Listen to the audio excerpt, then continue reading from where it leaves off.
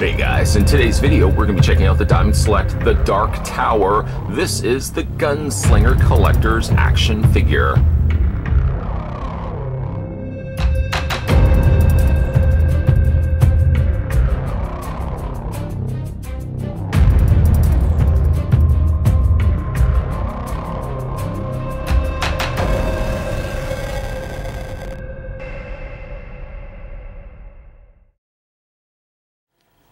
To figure out how tall the Gunslinger is, we'll go ahead and take the tape measure. Putting the tape measure next to the side of the figure, we know that the figure stands approximately 7 inches in height. For starters, we'll have a look at the display base or diorama base that comes included with the Gunslinger. Really nice looking wall, complete with corkboard and flooring down below. They've even put in a little chest, a little drawer there as well, and some little articles there and some glasses, and looks like a thing of pencils and stuff like that. Really a nice looking display base. I always praise Diamond Select for the stuff that they're churning out when it comes to dioramas and display pieces, because really you could display the Gunslinger with this, or really you could use this base for other figures as well, like for example, a Fox Mulder X-Files. You could probably use this as part of their office. You could really use this for a lot of cool different functions, so always really like that a lot. One thing actually I have to go and talk about for the display base is the Gunslinger comes with all these photos, and the photos, if you blink, you may miss them because they're actually on the back card, basically where all the production images are, like the product catalog is. These photos are actually inside of that. There's an extra baggie, and we'll just kind of go through the individual photos here. Flip it around. There we go. They're nice photos. My one problem with them, though, is that they're supposed to be attached to the corkboard. The back of the packaging shows these already attached. Well, there's really, you can't really use real push pins. Obviously the push pins would be way too big, and this is plastic obviously, so you really wouldn't be able to do too much there. I guess ultimately you could just tape them on, but I don't understand why they just simply didn't adhere these on in the first place. You know, if the photos are intended to be on here, why simply just not glue them into place and be done with it? Instead, you're asking the collector to pick the photos, adhere them on themselves. Just doesn't seem to make much sense to me. At any rate, we'll put that right over there. The other accessories that come included with the Gunslinger comes with the Horn of Eld, which has a slight, almost tarnished metal look to it.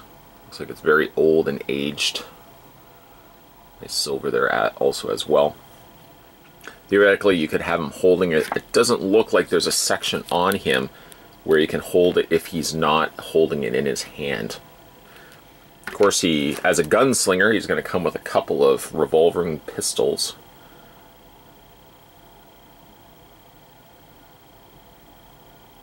These could be like Peacemakers or like Winchesters. Got some nice gold around the trigger area, although no trigger to be found. I suppose it's further back there. The handles are painted in brown, slight wood grain to them, and I really like that they've given it like a darker kind of dry brush in there as well, just to kind of make it look like they're older. Now you could take either one of these, or both of them for that matter. You can fit them into the little side holsters, just like so, and we'll move this out of the way, put the other, there we go, like that. Or, of course, displaying him, I probably would favor more so putting him into his hands. One thing I should mention, as I fit this into his hand, is it comes with several hands. The hands that he's currently holding, actually let's grab the other revolver, the hands that he's currently sporting in his sockets were not the hands that he came out of the packaging with. I swapped them in at the beginning of this review so he could properly hold them. The hands that actually are defaulted, that come with the figure. I get the handle around his fingers here. There we go. The hands that come included with the figure when you get him out of packaging are just a pair of like gripping hands. I almost feel as if he's got more hands than is necessary. I mean, the hands themselves don't have a very obvious finger sticking out. This is supposed to be on a trigger. So really, for that matter, they probably could have not included these, but I appreciate the fact, I suppose, that they did. And then, of course, he also comes with another hand as well, which I think suits a little bit better holding the horn in his hand. Or, depending on which way you want to have him holding it. There you go. And it does stay in place quite well. Let's have a look at the figure itself, and for that I think I'll just take the pistols out of his hands. There we go. And we'll also just move the backdrop out of the way. Not a bad looking figure, actually. Despite the fact that the movie didn't do all that well in theaters, it's kind of neat that they would, Diamond Select that is, would give us figures based on the movie. I guess it's kind of disheartening when a company like Diamond Select take the time to make figures based on movie properties that they think will do quite well, because ultimately, I suppose if a movie dies in theaters, the figures probably die as well, other than the few collectors that would probably pick them up based on just really liking the movie or the content. Face sculpt wise, I think it's pretty good, actually. He bears some resemblance to Idris Elba, one of my favorite actors, actually. Jacket is nicely done. Really, a lot of grays making appearances here on this particular figure. Both you've got the grays and the long trench coat. Lighter gray also then on a vest, and grays also in his belt and pants. The pants have a slight wear to them, where they've added like a dry brush of lighter gray added to the kind of creases and wrinkles to the pants. And then he's sporting a pair of what looks to be cowboy boots. Some peg holes on the undersides of his feet. Although probably, as you remember seeing, it wasn't that long ago, no pegs. No pegs on the stand itself. They've kept it pretty clean in the way of pegs there. I like the look of this particular figure.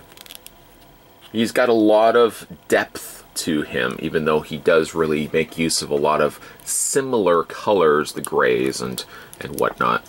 Especially like the jacket too. The jacket has a softer plastic feel to it.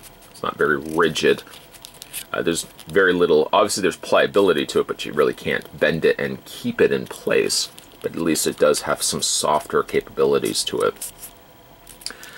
Also like that they've added these little silver little areas there for the straps around his arms, and some nice silver being incorporated into the vest as well as into his belt. Both belts, actually. The brown belt there and the larger holstered belt that even has some bullets painted in on the sides there.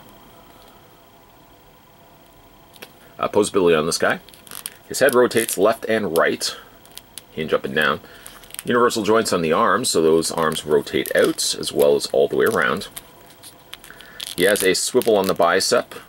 He has a single, I thought it actually would have been a double hinge on the elbow, but he actually only has a single hinge on the elbow. No rotation there.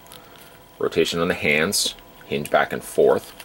A lot of times when you are, at least I found, when you are moving the figure around, his joints that is, I feel like there's a lot of paint that kind of flakes off.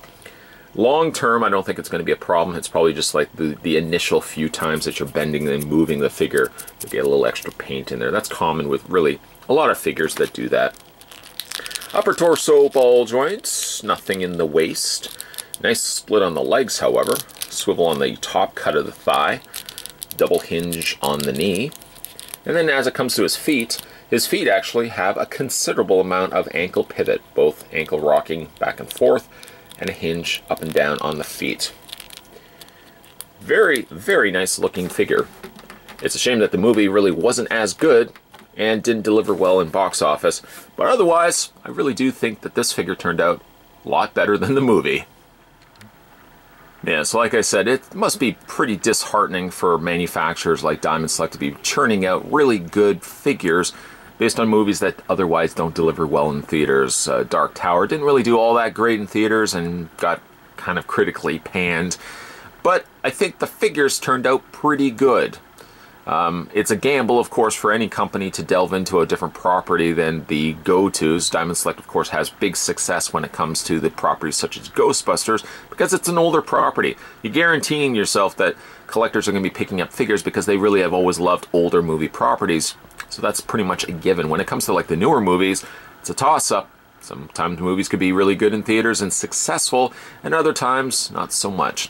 While Dark Tower didn't really do great in theaters, and the story was okay, didn't really think it was an all that bad movie, unfortunately it may doom these particular figures from doing really well on store shelves.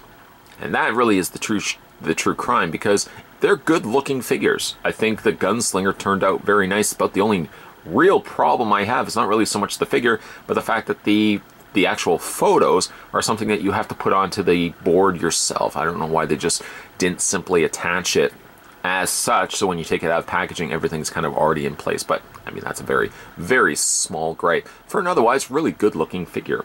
Today, we were having a look at the Diamond Select, the Dark Tower. This was the Gunslinger Collector's Action figure. If you would like to go back and have a look at some of the other Diamond Select reviews that I've done on this channel, don't worry, there's a playlist. You can watch at all those videos at your viewing pleasure. More videos definitely will be coming your way. Thanks for watching. I'll see you guys next time.